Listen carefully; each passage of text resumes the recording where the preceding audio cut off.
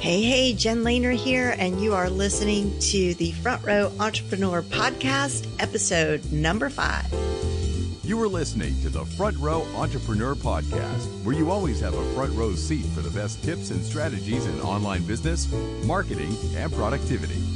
Now, here's your host from her studio in Shaker Heights, Ohio, Jen Lehner.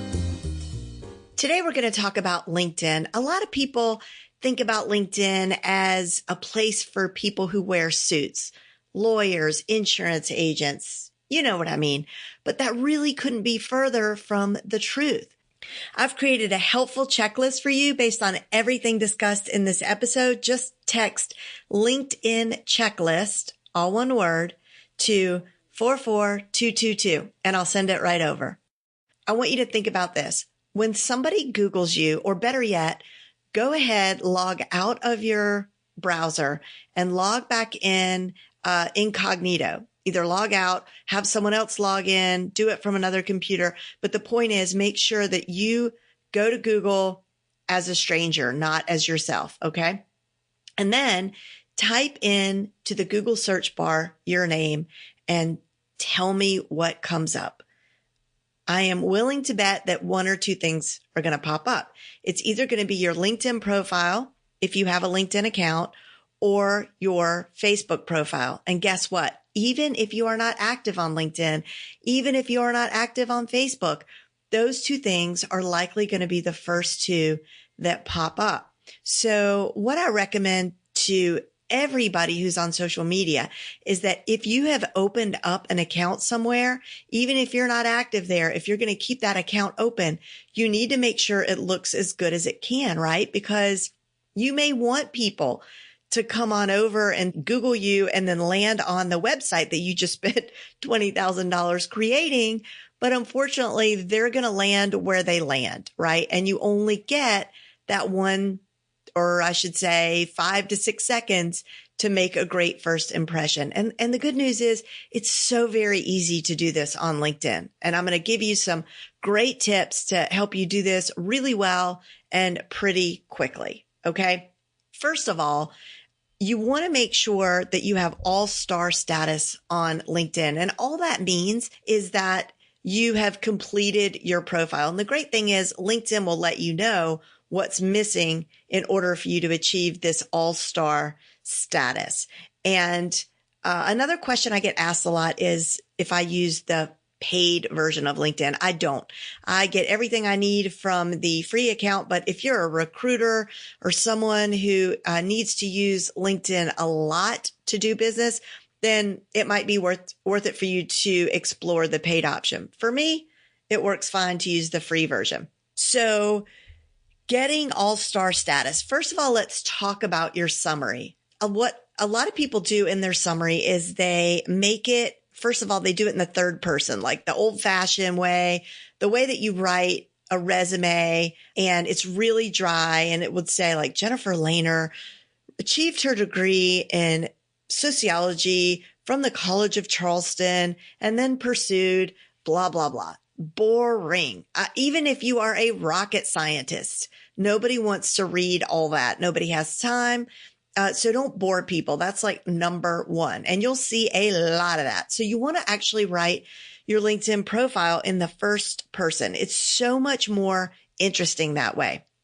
Secondly, think about telling a story. So you can absolutely get creative, right? I've seen people start from their earliest days of collecting baseball cards and providing links throughout the story that will enhance the story that much more, right? So I grew up in a small town in Kansas. So maybe you can hyperlink the phrase small town in Kansas to go to, I don't know, that town's chamber of commerce or your favorite donut shop or whatever, but you could get really creative here.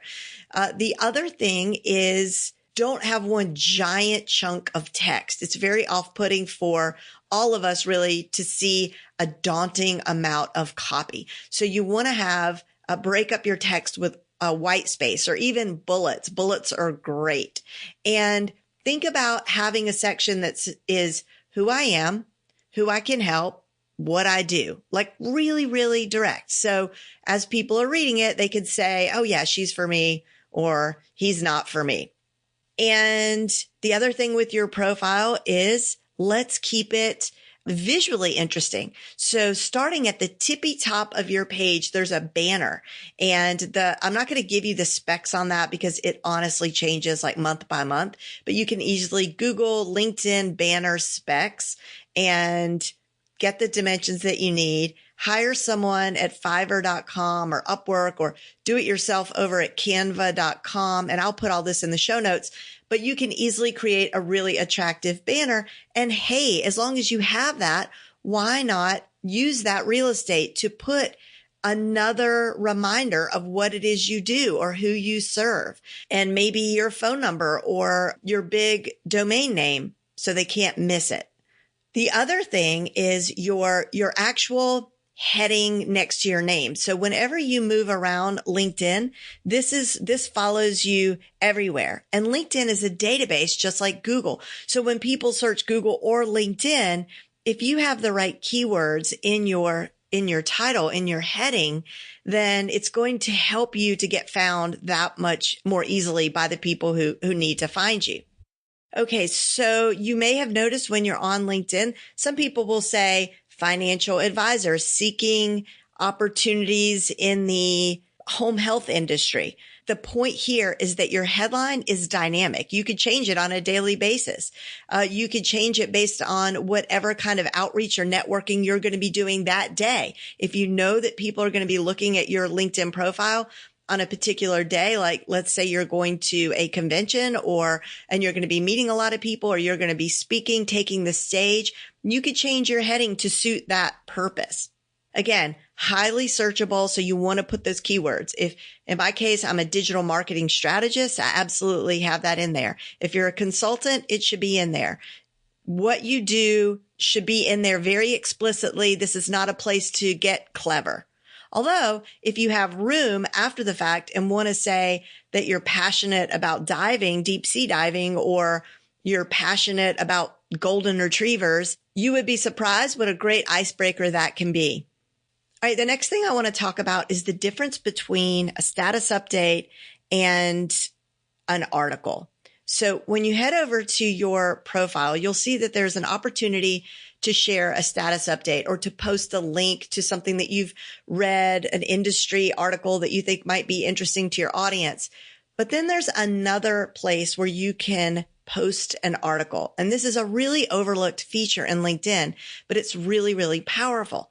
So what you're able to do is, and this is what I like to do, is if you're already blogging, is to literally copy everything from your blog post after you write your blog post, and then come over here to LinkedIn and paste all that into their word processor. So when you go to post an article or to write an article in LinkedIn, it actually opens up their really nice, easy to use, sleek word processing tool. Okay. So not only that, I noticed the other day that I went to one of my blog posts because I was demonstrating this very thing, and I copied the whole article, and the article actually, or the blog post, had a lot of links in it. So a lot of the words and phrases and sentence were hyperlinked to outside resources. So I copied all of that and went over to LinkedIn and pasted it into an article, and all those phrases and words stayed linked, which saved me a huge amount of time. In these articles, you can put all sorts of rich media, photos, GIFs, which are those animated pictures, slide decks, video. Really, you can put anything in there. You can put anything that's embeddable, like with an iframe. You can also embed as well. So they look very good. They look very professional without a lot of work, a lot of extra work.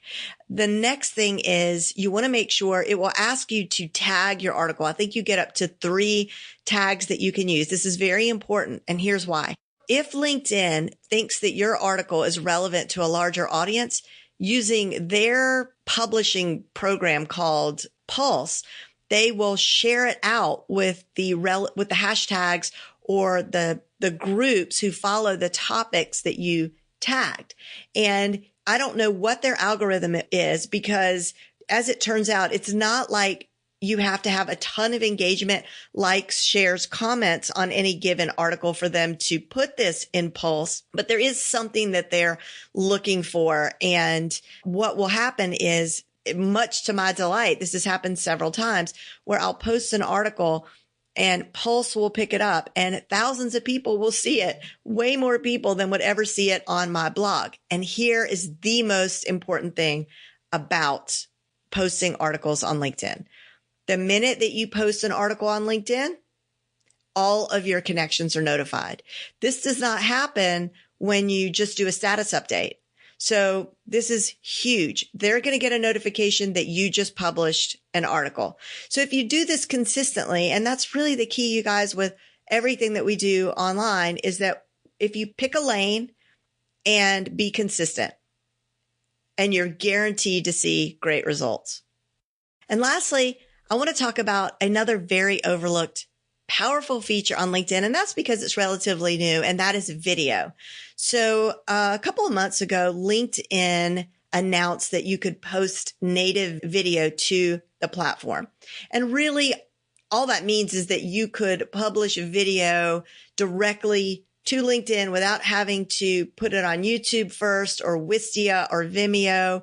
You could just upload it directly to LinkedIn.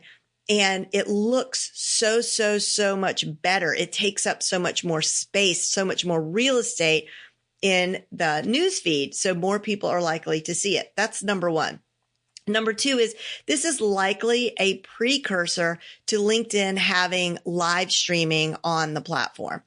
And because they want you to use this feature, they are favoring you when you do. So it's a really good time to take advantage of that. And if you're shy about being in front of the camera, I would tell you that there are ways around this. First of all, you could do a video that is a slide share, right? Or a slide deck, and you could give some value to your audience.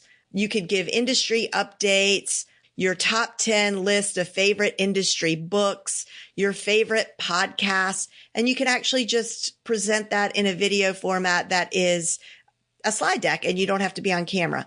But I do think it's way more powerful if you do get yourself on camera, because the whole goal here is to connect with your audience. It's called social media for a reason, and you want to connect and engage. You want them to know you and like you and trust you, because as we know, we all do business with people who we know, like, and trust. This episode of the Front Row Entrepreneur Podcast has been brought to you by the Front Row VIP, a private membership community where members enjoy all of the latest, greatest, and most practical tips and strategies for building an online business. This membership includes live coaching calls, a library of fresh step-by-step trainings, and a support community unlike any you will find anywhere. At the time of this recording, membership is open for a crazy low rate of $37 a month. You could go to frontrowvip.com to learn more. I've created a helpful checklist for you based on everything discussed in this episode. Just text LinkedIn checklist, all one word, to 44222, and I'll send it right over. See you next time.